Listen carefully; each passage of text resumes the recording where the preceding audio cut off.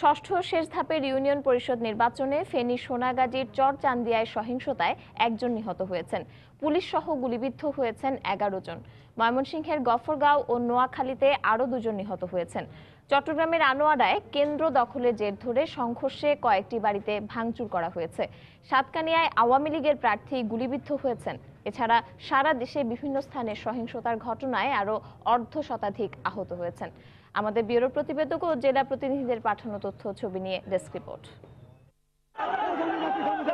শনিবার সকালে চট্টগ্রামের আনোয়ারা উপজেলার বারাসত ইউনিয়নে 2 চেয়ারম্যান প্রার্থীর সমর্থকদের মধ্যে সংঘর্ষ হয়। এ সময় আগুন দেওয়া হয় 3টি বাড়িতে। এদিকে সাতকানিয়ার কাঞ্চনা ইউনিয়নে আওয়ামী লীগ সমর্থিত চেয়ারম্যান প্রার্থী রমজান আলীর উপর হামলার অভিযোগ উঠেছে। এ সময় গুলিবিদ্ধ হন রমজান আলী। হামলায় আহত হন আরও 2 জন। যে কেন্দ্রটিতে গোলাগুলি হয়েছে সেই কেন্দ্রটি স্থায়ীভাবে বন্ধ করে দিয়েছি।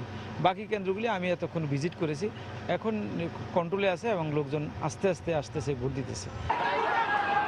ব্রাহ্মণবাড়িয়ার আশুগঞ্জ সদর ইউনিয়নে আধিপত্য বিস্তারকে কেন্দ্র করে আওয়ামী লীগ ও স্বতন্ত্র প্রার্থীর সমর্থকরা সংঘর্ষে জড়িয়ে পড়ে। এ সময় অন্তত 20 জন আহত হন। পরে পুলিশ ও বিজিবি পরিস্থিতি নিয়ন্ত্রণে আনে। ফেনীর সোনাগাজীর চরভৈরব হাজী তোফায়েল আহমেদ কেন্দ্রে সন্ত্রাসীদের হামলায় একজনের মৃত্যু হয়। এক পর্যায়ে কেন্দ্রের ভিতরে ঢুকে ভাঙচুর করে 3টি ব্যালট বাক্স নিয়ে পালিয়ে যায় তারা। হঠাৎ করে চতুর্দিক থেকে গোলাগুলি আওয়াজ, একবারে বৃষ্টির মতো। আমরা সবাই এখানে চলে এসেছি। আমাদের 2 জন সহকারী প্রিসাইডিং অফিসার আহত হয়েছে, পুলিশেরা কয়েকজন আহত হয়েছে। টোটাল সেন্টারটার উপর আক্রমণ করা হয়েছে আপনি 714 মানুষ। তার এর পক্ষে আমাদের প্রিসাইডিং অফিসার, পোলিং অফিসার, আমরা যারা আইন শৃঙ্খলার লোক, আমরা বিজিবি আছেন, সব মিলে আমরা ছিলাম। এখন হচ্ছে যে এটা আরেকটু তদন্তের বিষয়, এটা আরেকটু তদন্ত করে দেখতে হবে।